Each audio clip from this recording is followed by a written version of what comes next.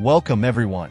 Today, we embark on an extraordinary journey into one of the most transformative practices in Stoic philosophy, negative visualization. Imagine, just for a moment, that everything you hold dear, everything you love, is suddenly taken away from you. Your home, your job, your loved ones. It's a deeply unsettling thought, isn't it? But what if I told you that this very thought could be the key to achieving unparalleled peace, profound gratitude, and unshakable resilience? This concept might sound paradoxical, even counterintuitive, but it lies at the very heart of Stoic wisdom. Known as negative visualization, or premeditatio malorum in Latin, this practice encourages us to mentally rehearse the worst-case scenarios we might face in life. The Stoics, those ancient masters of mental fortitude, believed that by regularly contemplating such possibilities, we could prepare ourselves for life's inevitable challenges and, more importantly, learn to cherish what we have in the present moment. In a world that often seems obsessed with the pursuit of positivity, where we're constantly told to think happy thoughts and avoid anything that might bring us down, the Stoics offer a radically different approach. They recognize that life is inherently uncertain, that suffering is an unavoidable part of the human experience. Rather than shy away from this reality, they embraced it. Seneca, one of the most revered Stoic philosophers, often spoke about the importance of preparing for adversity. He famously advised, "He who suffers before it is necessary, suffers more than is necessary."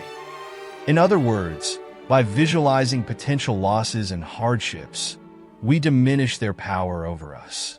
This practice is not about living in fear. Far from it. It's about building mental strength, resilience, and a profound sense of gratitude for the life we're living right now. Think about our modern world. We live in a society that often encourages us to chase after fleeting pleasures, to avoid discomfort at all costs. We're taught to fear the unknown, to dread the what-ifs in life. But when we live this way, we're constantly at the mercy of circumstances beyond our control. When things do go wrong, and they inevitably will, we're caught off guard, unprepared, and overwhelmed. This is where negative visualization comes into play. By practicing it regularly, we not only prepare ourselves for life's challenges, but also cultivate a deep appreciation for the present moment. But how does this practice actually work? Why does imagining the worst possible outcomes help us feel better? The answer lies in the intricate workings of human psychology and the Stoic understanding of how our minds operate. To truly grasp the power of negative visualization, we need to delve into its origins, deep within the Stoic tradition. Stoicism, as a philosophy, was founded in Athens by Zeno of Citium around 300 BCE. It was a school of thought that taught individuals how to live in harmony with nature, how to cultivate virtue, and how to maintain a tranquil mind in the face of life's many challenges. The Stoics were acutely aware of the impermanence of life. They understood that everything we cherish is fleeting, that our loved ones, our possessions, our very lives could be taken from us at any moment. Instead of being paralyzed by this knowledge, they used it as a source of strength. They believed that by constantly reminding ourselves of life's fragility, we could live more fully, more gratefully. Epictetus, another key figure in Stoicism, emphasized that our suffering does not come from external events, but from our judgments about those events. This insight is crucial to understanding negative visualization. When we imagine losing something we value, we are not engaging in pessimism. Rather, we are challenging our attachment to that thing. We are reminding ourselves that it is not the loss itself that will cause us pain, but our reaction to that loss. For the Stoics, the practice of negative visualization was a way to train the mind. Just as a warrior prepares for battle by simulating various combat scenarios, the Stoic prepares for life's battles by simulating potential losses. By doing so, they diminish the emotional impact of those losses when they actually occur. Let's bring this ancient wisdom into the present. Consider your own life for a moment. What are the things you hold most dear? Perhaps it's your family, your health, your career, or your home. Now imagine what would happen if you lost one of these things. How would you cope? What would your life look like afterward? At first, this exercise might seem distressing. It might even intensify your fears. But this is exactly why it's so powerful. By facing these fears head-on, you begin to strip them of their power. You start to see that, while such losses would be painful, they are not insurmountable. You would find a way to move forward, to rebuild, to continue living. Marcus Aurelius, the Roman emperor and Stoic philosopher, practiced negative visualization as part of his daily routine. In his meditations, he wrote, "The impediment to action advances action. What stands in the way becomes the way." This is a profound expression of the Stoic mindset. By contemplating the obstacles we might face, we prepare ourselves to overcome them. We turn potential setbacks into opportunities for growth. This is the essence of negative visualization. It's not about dwelling on negative thoughts. It's about cultivating resilience. It's about training the mind to remain steady, no matter what life throws our way. And it's about nurturing a deep sense of gratitude for the things we have, knowing that they could be gone tomorrow. Let's now explore the psychological underpinnings of negative visualization.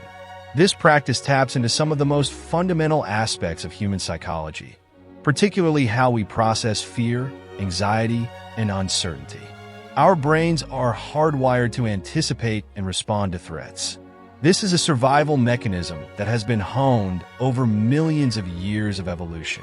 When we perceive a threat, whether it's a physical danger or an emotional one, our brains react with a fight or flight response.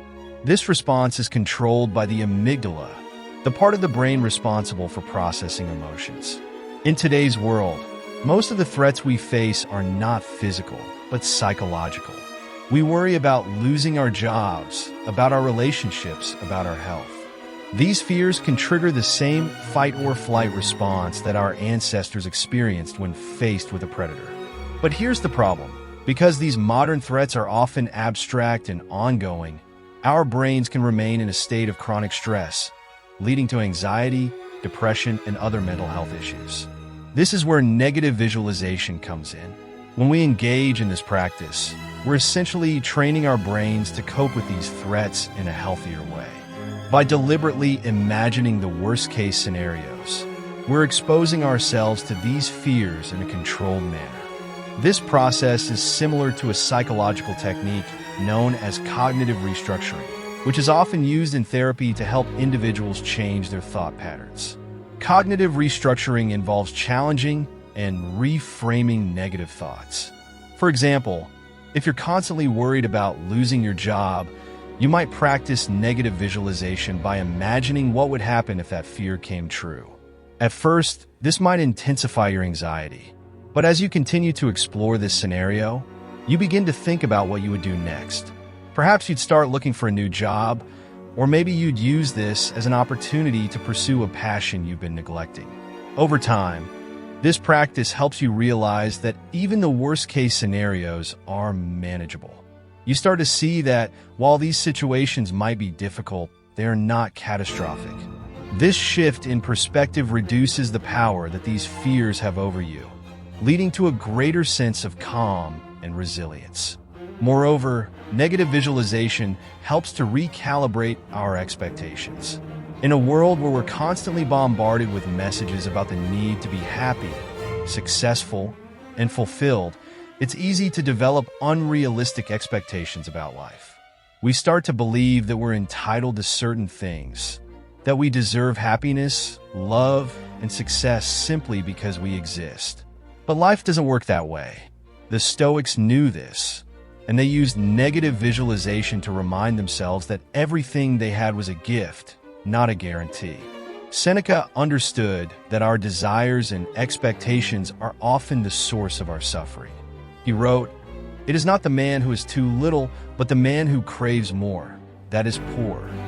When we practice negative visualization, we're not just preparing ourselves for loss.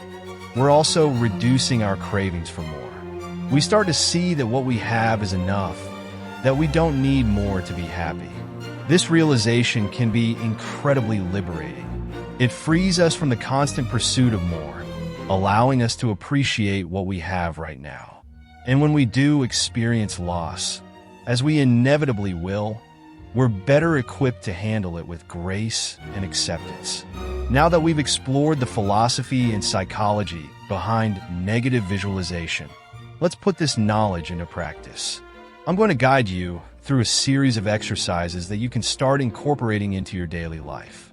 These exercises are designed to help you cultivate a Stoic mindset, build resilience, and enhance your overall well-being. Exercise 1. Morning visualization.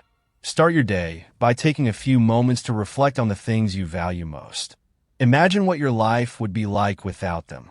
Picture yourself losing your job, your home, or a close relationship. Allow yourself to feel the emotions that arise. Fear, sadness, perhaps even anger. Then, shift your focus to how you would cope with these losses. What steps would you take to move forward? How would you rebuild your life? This exercise helps you prepare for potential hardships and fosters a deeper appreciation for the things you have. Exercise 2. Evening reflection. At the end of each day, take a few moments to review the events of the day. Reflect on any challenges you faced and imagine how these situations could have been worse. For example, if you had a disagreement with a colleague, imagine how the situation could have escalated. By visualizing a more negative outcome, you'll start to see the day's events in a more positive light. This exercise not only helps you put things in perspective, but also reinforces a sense of gratitude for the way things actually turned out. Exercise 3. The gratitude journal. Keep a journal where you write down 3 things you're grateful for each day. But here's the twist. Before you write them down, imagine losing each of these things. How would your life change if you no longer had them? This exercise deepens your appreciation for the good things in your life and reminds you not to take anything for granted. These exercises might seem simple, but their impact can be profound. By incorporating them into your daily routine, you'll start to notice a shift in your mindset. You'll become more resilient, more grateful, and more at peace with the uncertainties of life. But remember, like any skill, negative visualization requires practice. It's not something you do once and forget about. The Stoics made this a regular part of their lives, and if you want to experience the full benefits, you should too. Over time, you'll find that this practice becomes second nature, that you're able to face life's challenges with greater equanimity and grace. To bring this concept to life, let's explore some real-world examples of how negative visualization has been used by individuals throughout history, as well as by modern-day practitioners. One of the most compelling examples of negative visualization in action comes from Admiral James Stockdale, a U.S. Navy officer who was held as a prisoner of war during the Vietnam War. Stockdale was a devout student of Stoicism, particularly the teachings of Epictetus. During his 7.5 years of captivity, he endured unimaginable hardships, torture, isolation, and uncertainty about whether he would ever see his family again. But instead of succumbing to despair, Stockdale used Stoic principles to maintain his sanity and resilience. He practiced negative visualization by contemplating the worst possible outcomes. He mentally prepared himself for the possibility that he might never be released, that he might die in captivity. This practice helped him to accept his situation and focus on what he could control: his own thoughts and actions. Stockdale's story is a powerful testament to the strength and resilience that can be cultivated through negative visualization. Negative visualization isn't just for ancient philosophers or prisoners of war. It's also a valuable tool for navigating the challenges of modern life. Take the example of an entrepreneur who regularly practices negative visualization to manage stress and maintain perspective in his business. By imagining the potential failures and setbacks his company might face, he's able to prepare for them more effectively. This practice reduces his anxiety and allows him to approach challenges with a calm, focused mind. He's not paralyzed by the fear of failure because he's already faced it in his mind. Another modern-day application of negative visualization can be seen in the field of sports psychology. Athletes often use a form of negative visualization to prepare for competitions. By imagining the challenges and setbacks they might encounter, such as poor weather conditions, an injury, or a tough opponent, they're able to mentally rehearse their responses. This preparation helps them stay focused and perform at their best, even when things don't go according to plan. These examples show that negative visualization is a versatile and powerful tool that can be applied in many different contexts. Whether you're facing a major life challenge, dealing with everyday stress, or simply trying to cultivate a greater sense of gratitude, this practice can help you navigate life with greater resilience and peace of mind. I encourage you to think about how you might apply negative visualization in your own life. What are the areas where you feel the most fear or uncertainty? How could this practice help you prepare for those challenges and approach them with a Stoic mindset? As we come to the end of our exploration of negative visualization, I hope you've gained a deeper understanding of this powerful Stoic practice. It's a tool that can help us navigate life's uncertainties, build resilience, and cultivate a profound sense of gratitude. The Stoics understood that life is unpredictable and that suffering is an inevitable part of the human experience. Rather than resisting this reality, they embraced it. They knew that by regularly contemplating the possibility of loss, they could build a mental fortress, one that allowed them to face adversity with courage, grace, and equanimity. As you leave here today, I encourage you to start incorporating negative visualization into your daily life. It might feel uncomfortable at first, but with time, you'll find that it brings a profound sense of peace and gratitude. In a world full of uncertainty, that's something truly priceless. Thank you for joining me on this journey into the heart of Stoic wisdom. I hope that the insights you've gained today will serve you well as you navigate the ups and downs of life. Remember, the key to a fulfilling life isn't avoiding challenges. It's learning how to face them with resilience and grace. And negative visualization is a powerful tool that can help you do just that.